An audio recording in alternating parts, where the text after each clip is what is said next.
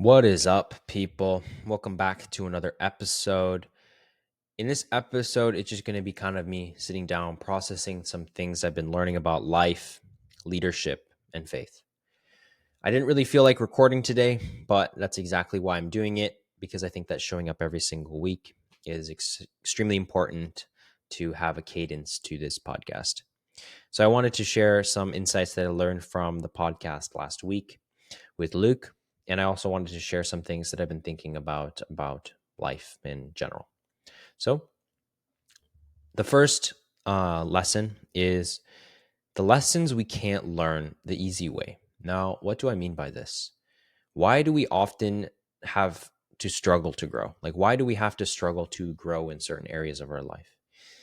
Now, I think some lessons in life come from our teachers, our parents, our siblings, our close friends. But sometimes we have to learn the lesson the hardest way in order to have it stick. It's almost like the story of you have life and there's a bunch of hard decisions, but we always choose the hardest one out of the hard decisions. It's like driving down the road and you almost get into an accident, but you don't. And you almost get into another accident, but you don't. And you won't learn to, let's say, brake earlier on your car unless you actually get into an accident. And then you'll start to brake earlier. And I think that being able to understand that a lot of us have to learn it the hardest way in order for it to stick is just something that I've been thinking about. And I think that something that kind of connects this in a way that I've been thinking recently is if I pray for patience, God is not just going to give me patience, right? He's going to give me obstacles or opportunities to practice patience. I have been personally wrestling with patience my whole life. I always wanted things the easy way, and I never really liked failing in life. Like, I didn't like being wrong, and I still struggle with that now. And I think that being able to understand that failure is just part of the process to success is extremely profound. Understanding that it's okay to be wrong, it's okay to fail, it's okay to make a mistake because everyone will, and no one is perfect except Jesus. And you have to understand that when you are wrong and when you fail, it's an opportunity for you to grow. There's always more than one way to look at a problem. And I posted a reel about this, but there's a negative and a positive way to look at the circumstance or the issue that you're struggling with. The negative would be, why me? Why God? Why did you put me through this? But the positive would be, what is God trying to teach me? How can I learn from this? And what can I do better next time so that this doesn't happen? When you shift your perspective from negative Alan to positive Alan, you become this a lot more grateful, you become more positive, and you don't become as stressed out about the little things in life that really don't matter. Like, it doesn't really matter what kind of coffee you get. I mean, to some people it might. But having the ability to just stay consistent and having the opportunity to practice your patience is really, really profound. Now, I think that this one question that I want to leave you with this, I guess, section of what I'm trying to say is, what's something in your life that you only truly understood when you failed or after failing?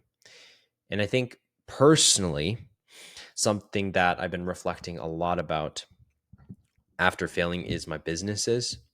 And something that I've realized is I was doing a lot of the business out of my personal selfish endeavor, right? I wasn't doing it for the greater good of the world, or I wasn't doing it for the greater good of people, right? I wasn't trying to serve. I was just doing it for my selfish desires. And now knowing that, I think the power to shift that perspective into saying, okay, Alan, I learned this. How can I become better? How can I articulate my business in a better fashion? How can I help others in a way that's more meaningful, more service, give without expectation to return? I think is really profound. And I think that's something that I've been trying to reflect and trying to be better about. Now, last week I had an amazing guest on. I had Luke Nolan on, and if you haven't watched that, I would extremely recommend you to watch it. It was such a blessing to have him on, and he was an amazing guest. And one of the key insights that I took from that was availability is the best ability a person can have. Now, a lot of times people will say, like, oh, I'm not available. I can't do this or I can't do that. But being present with others, even when they don't ask for it, I think is extremely beautiful. We usually show up when people, quote unquote, need us, right? Some people don't, and those aren't really your friends. But I think real love is choosing to be there when no one is asking you to be there or specifically asking you to do something. Like, love isn't just a feeling, it's a choice. And it's a choice that you make to show up. It's a choice to say, like, I choose this. I choose that I'm going to sit here. I'm choose that I'm going to be here during your hard time. I'm going to sit through the difficulty with you. I'm going to sit through the fun times when you don't really need it, but maybe you just want to be there with them. And sometimes your presence is just enough. Sometimes we talk too much, and sometimes people just want you to just sit there and have your presence do the rest. I think that this kind of blends really perfectly into being present for God. Now, how are we available, and how available are we to God? Do we sit in his presence, or do we just go to him only when we need something? And I think oftentimes, personally, in my own life, I find myself going to God when everything goes wrong or everything doesn't go the way I want it to go. And I just ask God why, or I ask God, why did this happen? What did I do wrong? Or why did I deserve to go through this? But I don't go as much as I should to God when everything is going splendid. Everything is going perfect. Everything is going amazingly to a T, or everything is going the way that I had hoped.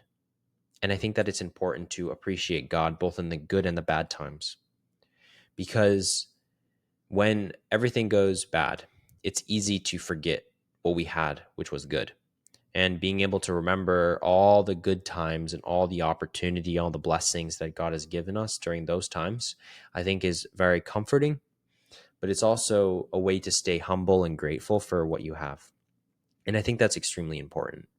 So I think that something that I want to leave with you, and a challenge that I was kind of giving myself this past week, is spend some time in prayer, not just for yourself, but for others. Like, who are you praying for, or who can you pray for today? Maybe you pray for your parents, maybe you pray for your close friends.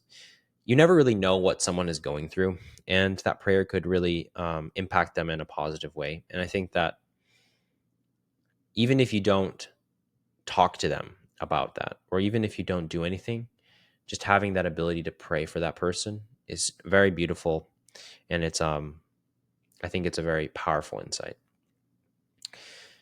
I want to be someone who is the kind of person who is there when people least expect it, but need it the most. And I think that that's something that I'm working towards. And I think that that's just kind of a personal note that I wanted to add in. But something that I've been striving to is I just want to be the person who is there for others when they least expect it, but they need it the most.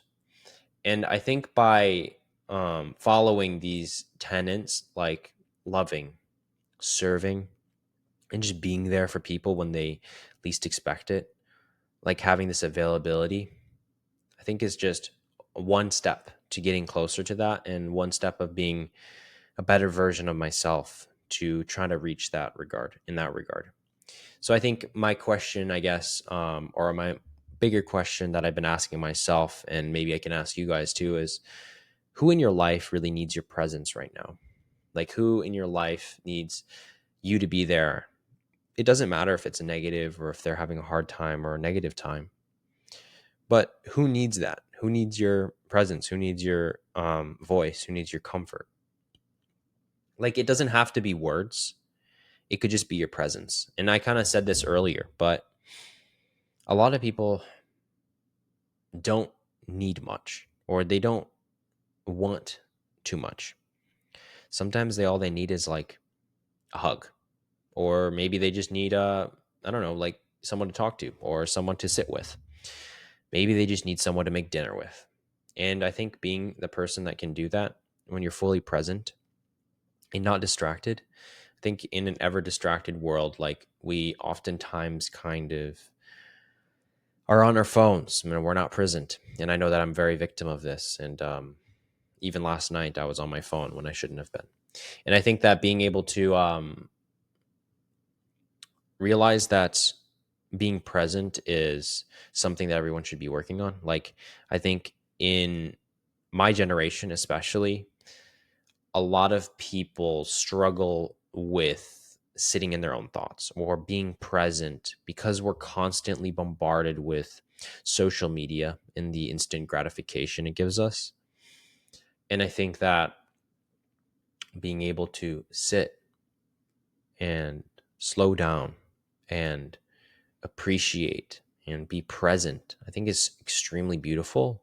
And I think a lot of people need to take some time. And I think this is more of a reminder to me, especially because I know I struggled with the ability to be present for a long time. I would get checked out, or I would go on my phone when I didn't feel comfortable to sit in the silence, or I didn't feel comfortable to embrace the, I guess, discomfort in a sense. But I've come to realize that there's a beauty to being present. Um, and yeah, I think that being there, just being a good presence to someone, even if it's not even words, but I think that a lot of people can really take away and appreciate having someone that can do that for them.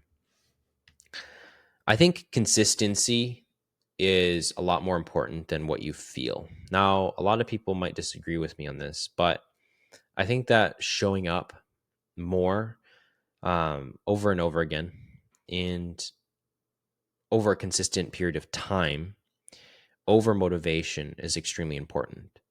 Like, for example, I did not want to really record today, or like I didn't want to do this podcast, right? But here I am recording this podcast because I want to have a podcast episode every single week. And am I going to do that? I'm going to try my best. But that means there's discipline over the motivation of me just relying on my feelings of what I want to do, right? Like, if you go to the gym and you only feel like going to the gym once a week, but you know you should be going there 5 times a week or 4 times a week or maybe even 3 times a week, but you're not because you just feel like you don't want to go, then it's going to take you a lot longer to get big or to get muscular or whatever the situation you might want to get to. So I think that being able to stay disciplined and understand that if you stay consistent and you stay on top of what you're doing for a long enough period of time, you'll get to the destination a lot quicker. And I think it's just a good motto for life to stay disciplined and understand that your heart can be deceitful, and um, just consistently showing up is one step to understanding that discipline is extremely vital part of our life on a day-to-day basis. Like faith, for example, to kind of bring this into a faith perspective, I guess, is like faith isn't just believing in God when things are good. I think I mentioned this earlier, but it's trusting in him when nothing feels like going when nothing feels like it's going right. Like, you have to do both, right? Like, faith is easy when life is easy, but faith is hard when life is hard. And if you can just have the faith to stay faithful to God even when life is extremely hard, that's discipline. That's hard. It takes discipline to read the Bible. It takes discipline to pray because you have to read it. You have to reflect. It's not an easy thing. And to be consistent and stay disciplined, it's not easy. But the reward for that is a lot more fruitful, in my opinion. I've found that you can get a lot more opportunity. You become a better version of yourself if you do that. Now, I think there's some practical steps that I like following to make this a bit, I guess, a bit more practical or um, regimented, I guess you could say. But the first thing is setting non negotiable habits. Now, you don't have to have that many because if you have too many, then it's going to be really hard to complete them all. But I would start with maybe one or two. For example, personally, I every single morning pray and read my Bible. Now, you don't have to do a specific thing that I do, but I would recommend starting your day off with either some sort of prayer, meditation, or just being with yourself and God. Now, why do I say that? I think a lot of people understand the benefit of sitting with your own self, but the importance of sitting with your own self before you let external people come into your life is I heard this video and I think it really encapsulates this idea really well. If you wake up and you open your phone, it's almost like you're opening a portal to, let's say you have 500 people, followers or something. You open your phone and you're basically being bombarded with 500 people. So imagine you're in your bed and you open your phone. That's like having 500 people come into your bedroom and be with you, all shouting their ideas in your face. And when I put it into that perspective, I was like, oh, shoot, that's a good perspective because it's true. And let's say you follow 3,000 people or you follow 100 people. It doesn't matter. What the gist of what is saying is like, if you open Instagram, if you open TikTok, if you open any social media, if you open even your iMessage, you're letting people into a valuable part of your morning, right? I think that mornings can be very sacred and very a good way to set your day up for success. And being able to guard your attention is, I think, a very important thing that a lot of people do not do that can be very beneficial. I found that after starting my every single day, I read my Bible and I pray before I look at my phone, before I look at my laptop. And I know some days I rush through it. I'm not gonna lie, I rush through it because I'm addicted to my phone and I'm addicted to screens. I'm not gonna lie about that. And I think being able to be aware of that and try to be better. Like every day, I try to limit my screen time a little bit more, right? Try to be a little bit better. Try to read a little bit more. Try to be present. Try to clean the house. I don't know. Do something that is not on your phone. And I know I struggle with that a lot. And I know a lot of other people do that I talk to. But I think that showing up even when you do not want to. And I think that, yeah, setting those non negotiable habits, showing up even when you don't feel like it. Like there's days where I don't feel like doing that. I don't feel like I don't want to read the Bible in the morning. It's like, oh, I have to read a certain amount. No, I don't want to do that. I don't want to have to wake up earlier to do that so that I can get to the gym on time or I have to get to wherever I'm going on time. Like I don't want to do it because I don't feel like it. But again, it goes back to the feeling over discipline, right? Being able to have the discipline to do it and stay consistent and show up even when you don't feel like it is extremely powerful. And the final thing is be accountable to someone. Be a good I guess accountability partner or whatever you want to call it. I think it helps a lot. Like a lot of people try to do this journey of self-discovery and self-development by themselves. And I understand it's called self-development and it's like it's for yourself, but it really helps to have a community of people who push you to be better, people who keep you accountable for when things just you're not doing what you know you should be doing. Like if you were to say like, "Oh, I'm going to do this," and you just don't, your friends should call you out and say, "Alan, I thought you were going to do this," or "Oh, I thought you were going to do that." Like for example, if I wanted to do Um, if I wanted to start a business and I've been talking about it, and this is kind of actually a reality, they're like, when is this going to happen? Or when is that going to happen? And it really keeps you accountable because it allows you to say, okay, we talked about the business. People are saying, when is it going to happen? And now we have to execute, or we should have been executing, even though we weren't, or we were procrastinating, or whatever it is, right?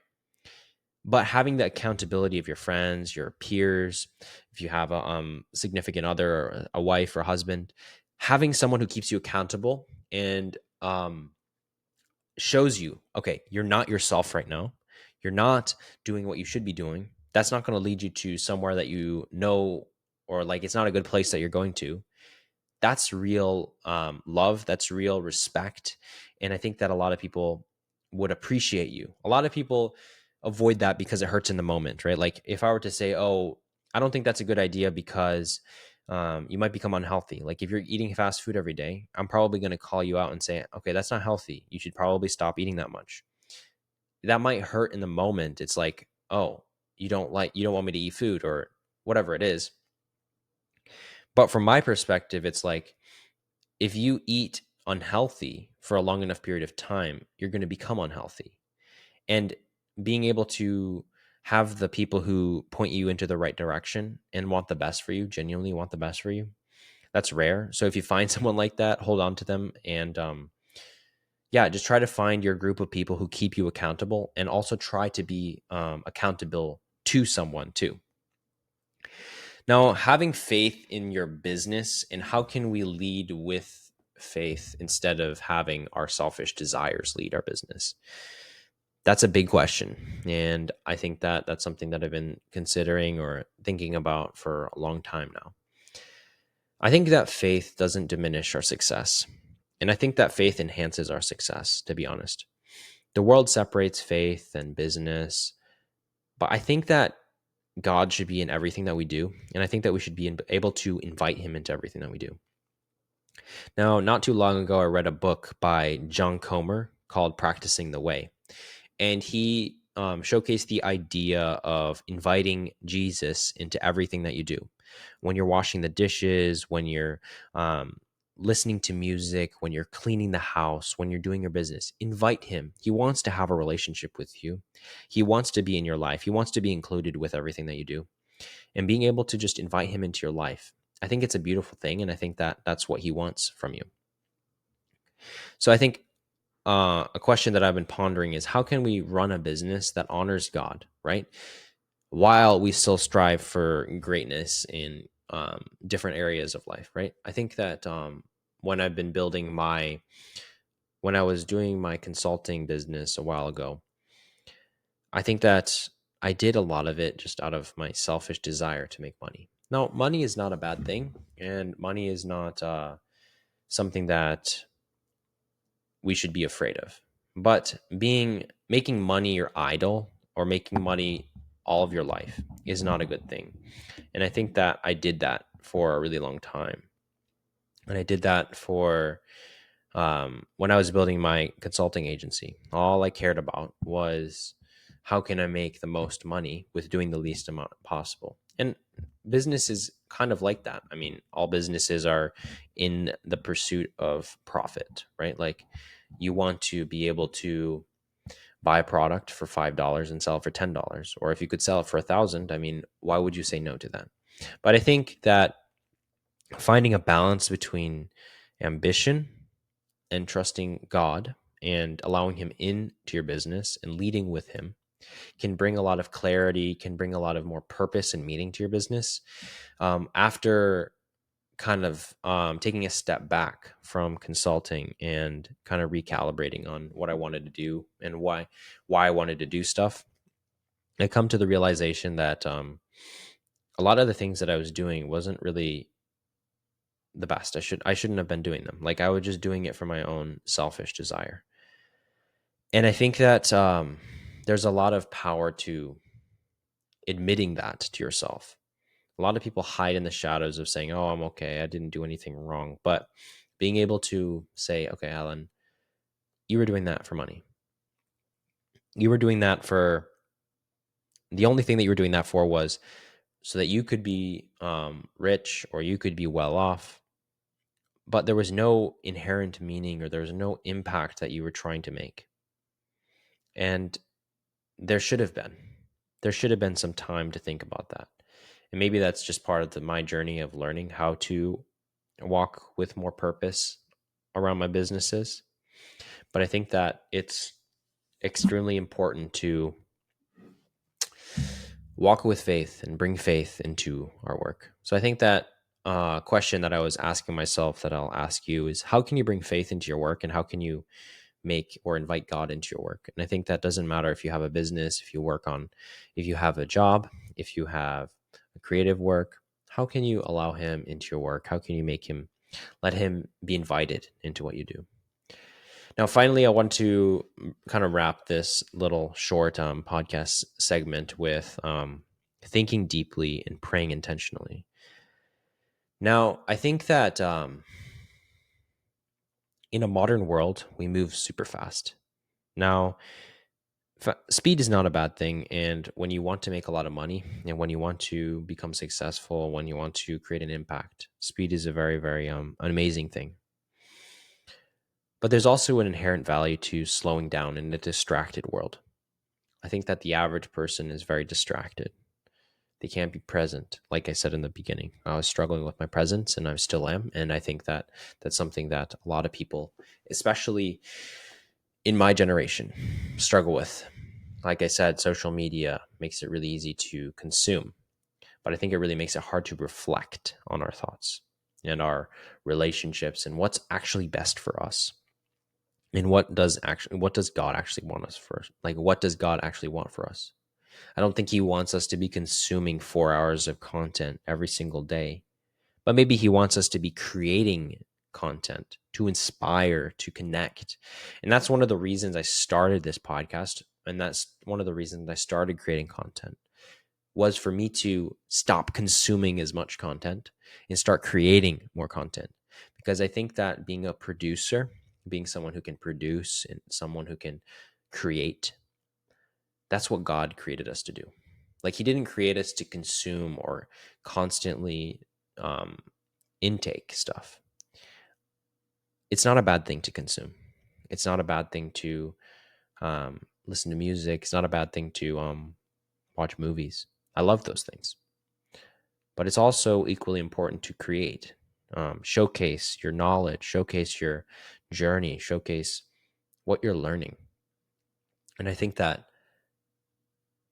a lot of people miss out on an amazing opportunity that a lot of people could connect with by just showcasing their journey, they're creating content. Now, this isn't a beg to cry to make you create content, but I just want to showcase why I do it. And I think that I've been struggling to, or I've been challenging myself, I guess, to slow down and ask the bigger questions about my life. I'm in an interesting period of my life right now. And I think that making some space for real thoughts and present, kind of slowing down and being in my own emotion, not emotion, but being in my own personal thought, thinking time, I think is really important. Now, I created a reel with or noting Paul Daly about the ability to think and the ability that humans have and possess to think in the future and to think past the moment, right? Like, I'm not positive, but I don't think any other animal can do that. Like, I don't think that a penguin can think 10 years or visualize 10 years down the road. I shouldn't say think. Like, we can think or visualize 10 years from now. 10 years. That's crazy, right? Like, I can think, okay, I want to have this life. I want to rework this. So I'm going to re-engineer it from the destination of where I want to go to where I am right now. Now, let's say I want to make $10,000, right? Okay, I have $10,000 in my target and I'm at zero. Now, how can I get to $10,000? Okay, I can sell something. I can, basically I can sell something or I can work for something. right? I can exchange my time, or I can exchange my knowledge for certain thing, which is the value, $10,000. Now, how can I get there as quick as possible, or how can I get there is, let's say you want to sell, you can sell a product, right, for $10, or you can sell a product for $100. But when you break the amount of how much you have to sell in order to hit $10,000, it doesn't seem as a scary task, I guess. Like if you put $1,000,000, it seems like a huge goal. But when you break it down, it isn't as big of a, oh my gosh, number as you might think. Like it's still a huge number, but when you break it down, it becomes a bit more digestible. And I think that in everything in life, there's a big idea and it's easy to think, oh, this is super scary. But when you can break it down into a little bit more digestible pieces, your mind thanks you. And you have the ability to do that. And that's just such a blessing. Like you can think, you can conceptualize ideas, you have amazing creativity. I know you do because everyone possesses it. It's just a matter of you thinking, you writing stuff down, you finding what you're inherently good at, what you enjoy doing, and just go all in. I truly believe that you can do it. And I truly believe that every person can become successful. And I think that you can. And I think that a lot of you will be if you're watching this video. You're very smart, you're very capable. And yeah, I just think that you're closer than you think if you just break everything down into more digestible pieces. So I think to kind of just summarize everything that I've been talking about, prayers for others, I guess. When was the last time you genuinely prayed for someone else? Not just a quick, like, I'll pray for you, but actually trying to lift them up out of where they are and try to pray for them genuinely. Now, that doesn't have to be like you pray for them with them, but you could pray for them in your prayers in the morning or in the afternoon, but genuinely want for the best for them. And maybe that's something that I would just encourage you to do today is take a moment to pray for someone that you might not have otherwise. Maybe you're praying for your family. Maybe you're praying for your friends, your future wife or husband. But maybe you're praying for your enemies. Just think about who you can pray for. I think it can be a very impactful thing. But I think to kind of recap all the ideas is lessons you can learn through struggle. Having availability is one of the best abilities that you can have. Showing up even when you do not feel like it. Having faith in business and leadership is really important. Thinking and praying a lot more deeply. So I think my final overarching question that I'm asking myself, or that I'll ask you, is think about one thing about this episode that hit you, and what are you going to do with it? Now, you can do it on your own time. You don't have to share it with anyone. Just try to take one thing from this and just do it. And finally, if this resonated with you, share it with someone who needs it if you want.